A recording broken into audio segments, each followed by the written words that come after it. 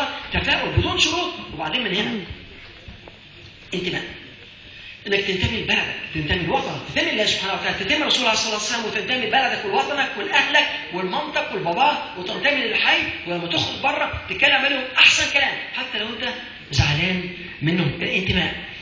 انا جه عليا وقت اما كنت موجود في كندا ودرست كتير قوي، كنت في جامعتين واشتغل يا اما بشغلتين وجامعه. انا لغايه دلوقتي انا حياتي كلها عباره عن سلسله من العلم والتعليم.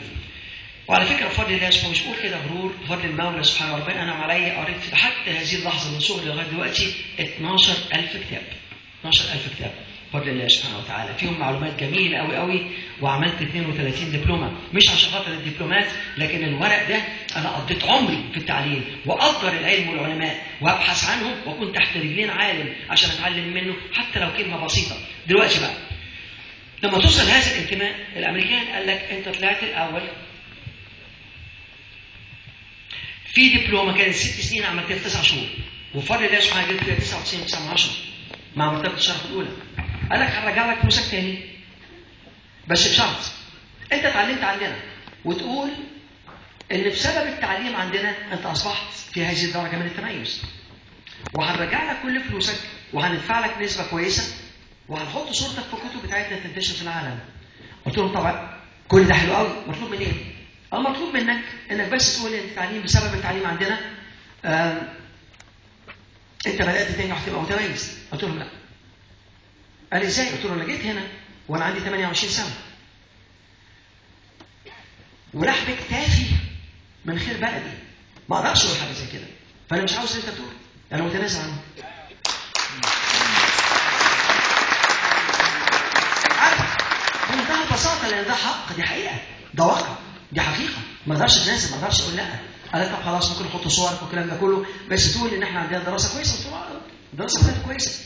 بصيت لي بعدها كل ما كنت الفت علمين من ضمنهم اول علم جات لي مجله اسمها PME بيتيت موين انتربريز، بالفرنساوي بيتيت يعني صغيره، موين اللي هي متوسطه والكبيره، بيتيت موين انتربريز اللي هي المؤسسات الصغيره والمتوسطه والكبيره.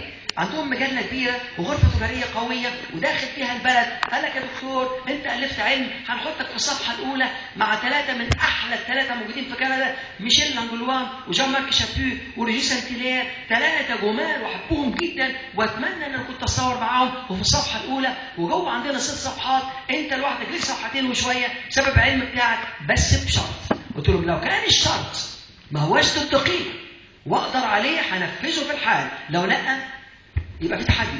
قالوا لي طب لا بس غير اسمك. قلت لهم اغير اسمي ليه بقى؟ ان شاء الله انت بقيت ستار نجم. قلت لهم طب عايزني اغير اسمي احط ايه؟ قال بدل ابراهيم حط براين.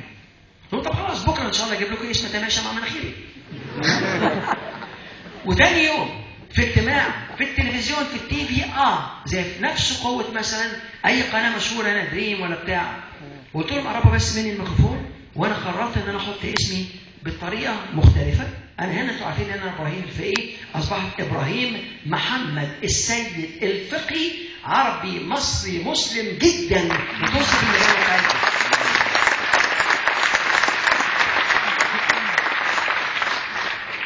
وانا متنازل عن المجله عن اذنكم. قال طب الراجل قال طب خلاص وقف. طب خلاص يا دكتور خليها ابراهيم الفقي. أنا ما أنا كنت هناك قبل كده. وبعدين براين ده اسم كلب.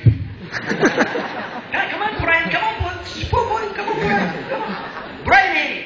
براين يا ابني 7 حروف من الأول للآخر، 7 حروف من الآخر للأول، 7 حروف بالإنجليزي، 7 حروف بالفرنساوي، 7 حروف بالصيني من فوق لتحت، 7 حروف بالياباني من تحت لفوق، 7 حروف بالعبري، 7 حروف موجودين بكل لغات العالم. ورقم 7 رقم إعجاز ومعجزات عند الله سبحانه وتعالى. وإبراهيم اسم نبي، ومحمد اسم نبي، والسيد سيد على القوم، والفقيه فقيه. عايز نغير اسم أنت عبيط عشان أحط اسم كلب طز فيك وفي البلد بتاعتك وفي صيام زمك وكله.